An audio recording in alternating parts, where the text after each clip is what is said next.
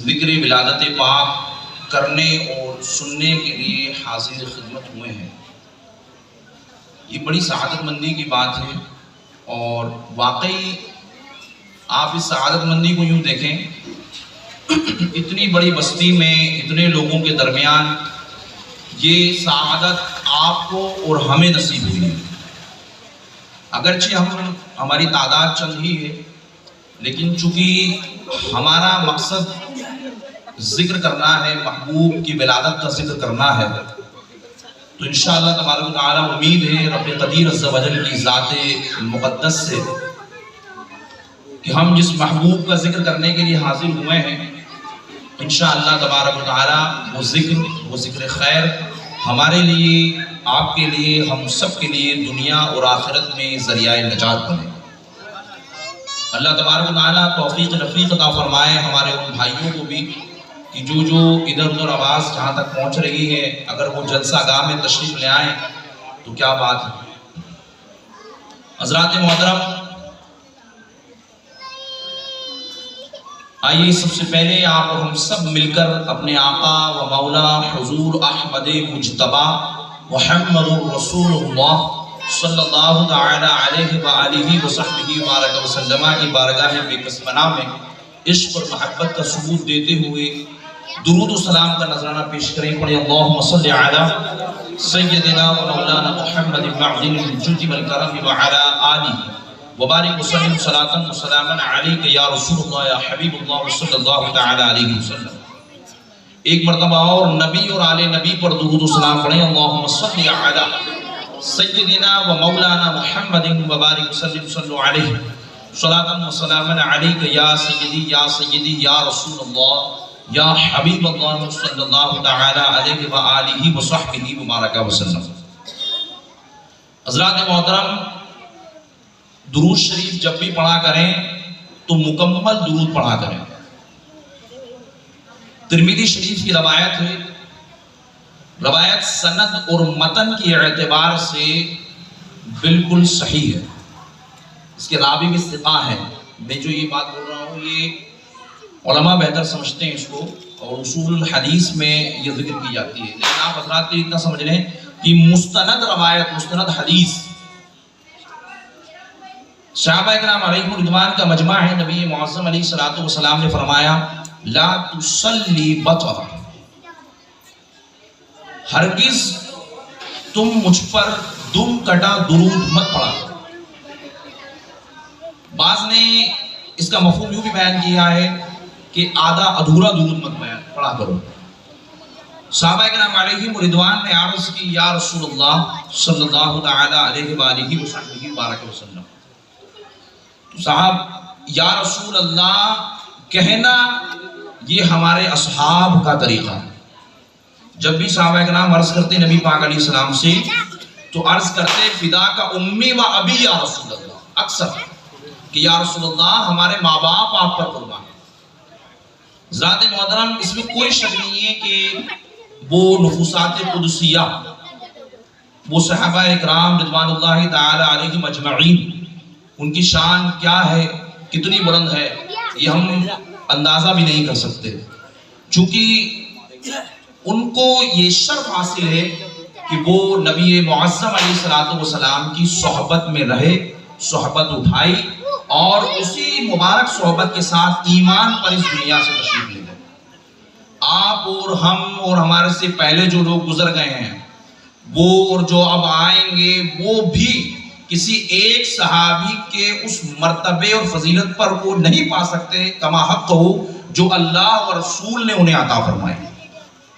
حضرات محترم، بہرحال عرض کیا صحابہ کرام نے یا رسول اللہ ادھورا درود کیسے؟ آقا علیہ السلام نے ارشاد فرمایا کہ تم یوں درود پڑھا کرو اللہم صلی علی محمد وعلی آل محمد، تم صرف مجھ پر درود پڑھو اور میری آل پر درود نہ پڑھو تو یہ درود تمہارا ادھورا ہے۔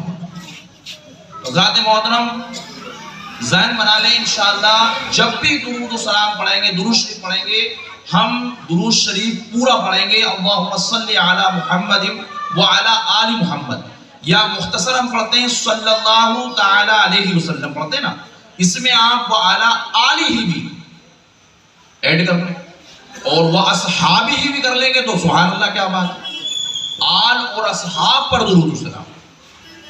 بھائی یہ تو ہم اہل سنت کا شیوا الحمدللہ کہ ہم آل سے بھی محبت کرتے ہیں اور اصحاب سے بھی وفاداری۔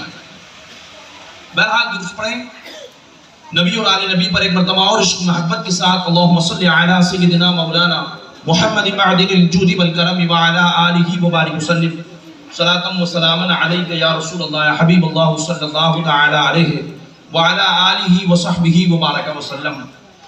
حضرات محترم، رب قدیر عز و جل کا احسان ہے کہ اس نے ہمیں یہ توفیق رفیق عطا فرمائی کہ آپ اور ہم سب مل کر پیارے محبوب صلی اللہ تعالی علیہ وسلم کی ولادت کا ذکر کرنے اور آپ کا مبارک ذکر خیر کرنے کے لیے حاضر ہوئے ہیں۔ یقین مانے یہ بڑی سعادت مندی ہے، اور آپ دیکھیں کہ صالحین کا قول ہے عند ذکر الصالحین تنزل الرحمہ، جہاں نیک لوگوں کا ذکر ہوتا ہے وہاں اللہ کی رحمتوں کا نزول ہوتا ہے۔ جہاں اللہ کے نیک لوگوں کا ذکر ہوتا ہے، آپ اولیاء کا صلحاء کا ذکر کریں گے تو وہاں اللہ کی رحمتوں کا نزول ہوتا ہے۔ تو اندازہ کریں کہ جب نیک لوگوں کے ذکر پر اللہ کی رحمتوں کا نزول ہے تو جو محبوب خدا ہیں، جو محبوب خدا ہیں، یہ کائنات، یہ زمین، یہ آسمان، یہ چاند، یہ سورج جن کے صدقے پیدا فرمائے گئے، جب ہم ان کا میلاد منائیں گے تو ہم اندازہ بھی نہیں کر سکتے بلا مبالغہ کہ کتنی رحمتوں کا نزول ہو رہا ہو۔ یہ اور بات ہے کہ آپ اور ہم اپنی آنکھوں سے، ماتھے کی آنکھوں سے ملاحظہ نہیں کر پاتے، لیکن الحمدللہ یہ ہمارا ایمان ہے کہ ابھی بھی یہاں رحمتوں کا نزول ہو رہا ہے۔ حضرات محترم، درود شریف بہت بہترین ذریعہ ہے قرب رسالت امام علیہ السلام۔ درود و سلام، چونکہ آپ یاد رکھیں کہ ہم میلاد کس لیے منا رہے ہیں، ہم یہ محفل کس لیے سجا رہے ہیں۔ ہمارا محفل سجانے کا مقصد ہے اللہ اور اس کے رسول کی رضا حاصل کرنا، عز و جل صلی اللہ تعالی علیہ وآلہ وصحبہ وبارک وسلم۔ یہی ایک مسلمان کا یہی نیت ہوتی ہے، اس کی یہی عقیدہ ہوتا ہے کہ اللہ راضی ہو جائے، اس کا محبوب راضی ہو جائے۔ تو ہماری نیت بھی یہی ہے، ہم اسی نیت کے ساتھ الحمدللہ یہاں حاضر ہوئے ہیں۔ تو ظاہر بات ہے کہ رضا کے لیے ہمیں قرب حاصل کرنا ہوگا۔ قرب کے ذرائع ہیں، لیکن ان سب ذرائعوں میں مستند اور معتمد ذریعہ جو ہے اس کو آپ فطری طور پر دیکھ لیں۔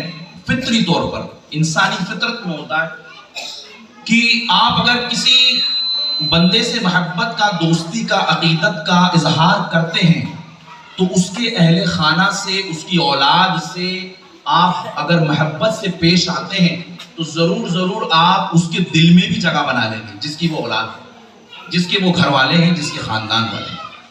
یہ فطری بات ہے، فطرت میں شامل ہے انسان کی۔ ظاہر بات ہے یہ تو عام سا معاملہ ہے، ہمیں تو اللہ کے محبوب کی رضا حاصل کرنی ہے، تو محبوب کے جو اہل بیت ہیں، جو محبوب کے گھر والے ہیں، جو محبوب کے اہل خانہ ہیں، جو محبوب کی آل ہے، جو محبوب کی اولاد ہے، ظاہر بات ہے ان سے محبت اگر ہماری ہوگی، ان سے ہمارا تعلق مضبوط ہوگا تو رسول اللہ سے بھی ہمارا تعلق مضبوط ہوگا۔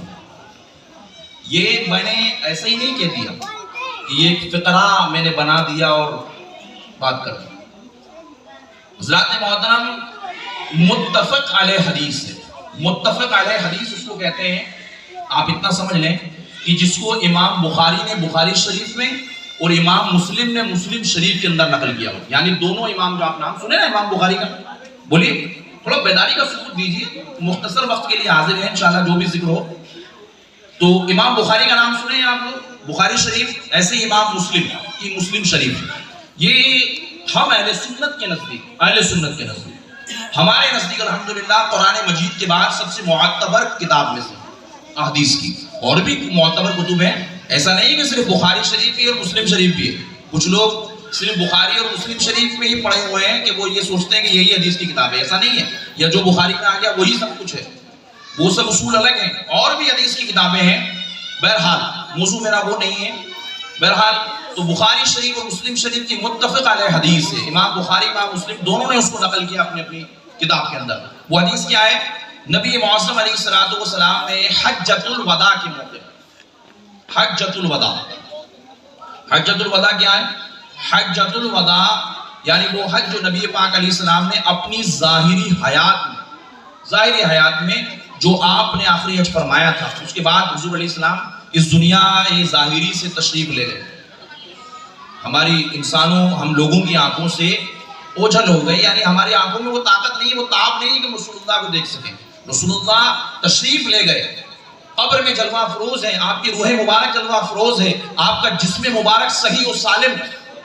یہ عام لوگوں کا معاملہ ہوتا ہے کہ جن کے جسموں کو زمین کھا جاتی ہے، کیڑے مکوڑے جو ہے اپنا شکار بنا لیتے ہیں. لیکن ابو داؤد شریف کی حدیث پاک ہے، یہ عقیدہ ذہن نشین کر لیں، دل میں بٹھا لیں. نبی پاک علیہ السلام نے ارشاد فرمایا کہ اللہ تبارک و تعالی نے حرم علی الاجسام الانبیاء فی الارض، اللہ تعالیٰ نے زمین پر حرام کر دیا ہے کہ وہ انبیاء کے، نبیوں کے، رسولوں کے جسموں کو چھوئے، انہیں نقصان پہنچائے یا تکلیف ہو. وہ اپنی قبروں میں ویسے ہی زندہ ہیں جیسے قبر کے زمین کے اوپر تھے، ویسے ہی روزی دیے جاتے ہیں. اللہ اکبر. یہ اور بات ہے کہ آپ کو، ہمیں اور لوگوں کو شعور نہیں ہے، ہم اندازہ نہیں کر سکتے. کیوں؟ کیونکہ ہم سب کی عقلوں کی ایک حد ہے، ایک لیمٹ ہے، اس سے زیادہ ہم نہ سوچ سکتے ہیں نہ سمجھ سکتے ہیں. تو یہ سوچ اور سمجھ سے بہت اعلیٰ ترین ہے. بہرحال ہمارے نبی زندہ ہیں، قبر میں بھی ویسے ہی ہر نبی اور رسول زندہ ہے. اسی بات کو بہت پیارے انداز میں امام عشق و محبت، امام اہل سنت، اعلیٰ حضرت امام احمد رضا خان برکاتی رحمت اللہ تبارک و تعالی علیہ بڑے پیارے انداز میں کہتے ہیں، تو زندہ ہے واللہ، تو زندہ ہے واللہ، میری چشم عالم سے چھپ جانے والا. تو زندہ ہے، رسول اللہ زندہ ہے، بس ہماری چشم عالم سے وہ چھپ چکے ہیں. ہماری یہ دنیا بھی آپ انہیں نہیں دیکھ پا رہے، لیکن وہ زندہ ہیں، اپنی قبر میں جلوہ افروز ہیں. یہ عقیدہ امام احمد رضا نے اپنے گھر سے بریلی کی سرزمین سے قلم اٹھا کر ایک کاغذ پر لکھ کر وہ کتاب چھپی، عام پہنچی. یہ اپنا گھر کا عقیدہ امام احمد رضا نے بیان نہیں کرا، بلکہ امام احمد رضا خان برکاتی رحمت اللہ تعالی علیہ نے وہ عقیدہ بیان کرا جو حدیث پاک سے ثابت ہے، ابو داؤد شریف کی حدیث ہے، خود نبی پاک علیہ السلام نے ارشاد. بہرحال حضرات محترم، تو حجۃ الوداع کا موقع تھا. نبی پاک علیہ السلام نے تمام صحابہ کرام کو جمع کیا، تمام صحابہ جمع ہیں، مجمع ہے، روایت ہے، الگ الگ مختلف اقوال ہیں. بعض کہتے ہیں 1,24,000، بعض کہتے ہیں 2,24,000. جتنے بھی صحابہ کرام جلوہ افروز تھے، ان سب کے درمیان نبی پاک علیہ السلام نے خطبہ ارشاد فرمایا. اور آقا علیہ السلام فرماتے قال رسول اللہ صلی اللہ تعالی علیہ وسلم فیکم الثقلین اولہما کتاب اللہ فیہ الہدی والنور. آقا علیہ السلام نے فرمایا فیکم الثقلین، میں تم میں دو بھاری بھرکم چیزیں چھوڑے جا رہا ہوں. دو بھاری بھرکم، فیکم الثقلین، دو بھاری بھرکم چیزیں. اولہما کتاب اللہ فیہ الہدی والنور، پہلی اللہ کی کتاب جس میں ہدایت ہے اور نور ہے. ثم قال اہل بیت، اور دوسری چیز ہے میری اہل بیت، میری عطرت، میری اولاد. اگر تم انہیں مضبوطی سے تھامے رہو گے، ان تمسکت بہما لن تضلوا بعد ذلک، اگر تم انہیں مضبوطی سے تھامے رہو گے، ان تمسکت، ان سے تمسک مضبوطی کے ساتھ رکھو گے، تعلق مضبوطی کے ساتھ قائم رکھو گے، لن تضلوا بعد، ہرگز گمراہ نہیں ہوگے میرے بعد. ہمیں تو دلیل مل گئی الحمدللہ، ہم گمراہ ہو ہی نہیں سکتے. اگر ہمارے ہاتھوں میں دامن ہے قرآن اور اہل بیت کا، نیچے بیٹھے نا، نیچے بیٹھے، اور اس کا صحیح ایگزامپل اگر آپ دیکھیں قرآن اور اہل بیت کے دامن کا، نبی پاک علیہ السلام کا خطاب کن سے ہے؟ صحابہ کرام سے. صحابہ کرام سے خطاب نبی پاک علیہ السلام.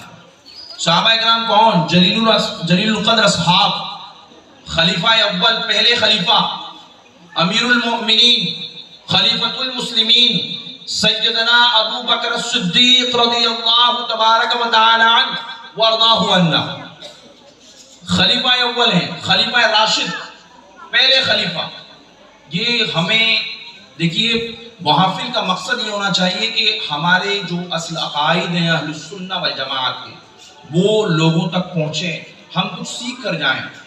خالی قصے کہانیاں اور یہ تو سب بہت بیان ہوتی ہیں، لیکن جو اصل عقائد کی ضرورت ہے، چونکہ پرفتن دور ہے، بہت فتنے ہیں اس دور میں، ہمیں ہمارے اسلاف سے جو عقائد ہمیں بیان کیے گئے، جو ہمیں ملے ہیں، اس کی طرف ہمیں پوری رغبت ہونا چاہیے۔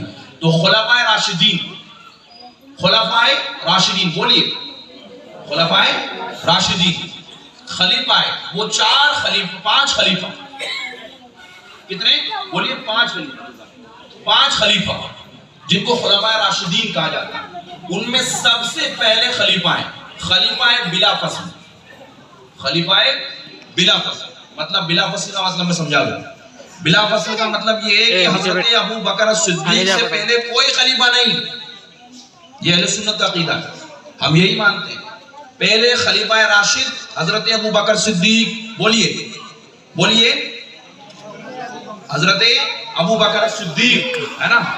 دوسرے خلیفہ حضرت عمر فاروق اعظم، تیسرے خلیفہ راشد حضرت سیدنا عثمان غنی، چوتھے خلیفہ حضرت سیدنا مولا علی، اور پانچویں اور آخری خلیفہ راشد سیدنا امام حسن مجتبی۔ یہ پانچ خلیفہ راشد ہیں۔ ان پانچوں کی خلافت خلافت راشدہ کہلاتی ہے۔ کیا کہلاتی ہے؟ خلافت راشدہ۔ یاد رہے گا، یہ ایک علمی بات لے کر جائیں، آپ اپنے گھر یہاں سے جائیں تو آپ ایک عقیدے کی بات لے کر کے جائیں، تاکہ ہمارا عقیدہ بیان ہوگا۔ یہ اہل سنہ کا عقیدہ ہے الحمدللہ۔ حضرات محترم، پانچ خلفائے راشدین ہیں۔ کتنے؟ پانچ۔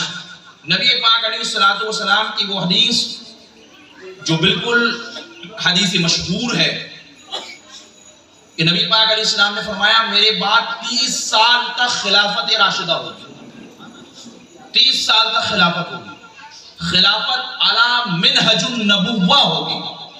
نبی پاک علیہ السلام نے فرمایا کہ وہ خلافت کوئی ایسی خلافت نہیں ہوگی، بلکہ وہ بالکل نبوت کے طریقے پر ہوگی۔ سبحان اللہ۔ حضرت ابو بکر صدیق کا دور ایسا ہی دور رہا جیسا نبی معظم علیہ السلام کا مقدس دور، چونکہ خلافت علی النبوہ فرمایا گیا کہ میرے طریقے پر ہوگی۔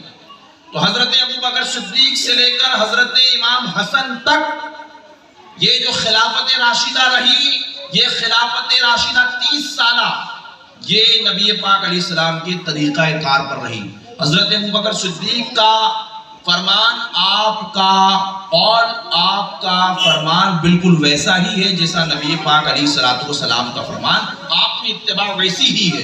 امام حسن پاک 30 سال یہ خلافت کا راشدہ کا دور مکمل ہوتا ہے۔ بہرحال یہ تفصیل الگ ہے، ابھی ہمارا چونکہ اس طرف موضوع نہیں ہے، لیکن میں آپ کو اس لیے عرض کر رہا ہوں کہ یہ عقیدہ ہمیں ذہن نشین کرنا چاہیے۔ یہ پانچ خلفاء کا ذکر مشہور و معروف اردو کی کتاب، اردو زبان کی، ہمیں چاہیے کہ ہم اردو پڑھیں۔ جب تک ہم اردو پہ، کیونکہ ہمارے اہل سنت کی بہت کتابیں ہیں، جیسے ایک مشہور و معروف کتاب ہے بہار شریعت، یہ صدر الشریعہ بدر الطریقہ علامہ مفتی امجد علی رحمۃ اللہ تعالیٰ علیہ کی کتاب ہے بہار شریعت۔ اعلیٰ حضرت کے خلیفہ ہیں اور ان کی کتاب ہے، عقائد پر، مسائل پر، فقہی مسائل پر بہت اچھی کتاب ہے۔ اسی میں آپ دیکھیں پہلی جلد میں اس کے باب عقائد کے اندر جہاں عقائد کا ذکر ہے، اس میں انہوں نے یہ بیان کیا ہے کہ پانچ خلفاء کا یہ ترتیب جو میں نے آپ کو بتائی نا، ایسی امام حسن تک انہوں نے لکھی ہے۔ یہ خلفاء راشدین ہیں، یہ پانچوں خلیفہ ہیں۔ بہرحال دوسری بڑے اللہم صلی علی سیدنا مولانا محمد معدن الجود والکرم وعلی آلہ وبارک وسلم صلاۃ و سلام علیک یا رسول اللہ حبیب اللہ صلی اللہ تعالی علیہ وسلم۔ تو حضرات محترم، صحابہ کرام کے مجمع میں نبی پاک علیہ السلام نے فرمایا تم ہرگز گمراہ نہیں ہوگے، تم دو چیزوں کو مضبوطی سے تھامے رہو، ایک قرآن جس میں ہدایت اور نور، دوسری میری اہل بیت۔ سبحان اللہ۔ پھر ان صحابہ کرام نے وہ کر کے دکھایا، قرآن کو بھی مضبوطی سے تھاما اور اہل بیت کو بھی مضبوطی سے تھامے رہے۔ اگر ہمیں اہل بیت کی وفاداری اور محبت کی پکی اور سچی دلیل دیکھنا ہے تو وہ آپ کردار صدیق اکبر میں دیکھیں، فاروق اعظم میں دیکھیں، عثمان غنی میں دیکھیں، تمام صحابہ کرام میں دیکھیں، آپ کو نظر آئے گی۔ اور جس صحابہ کرام میں بغض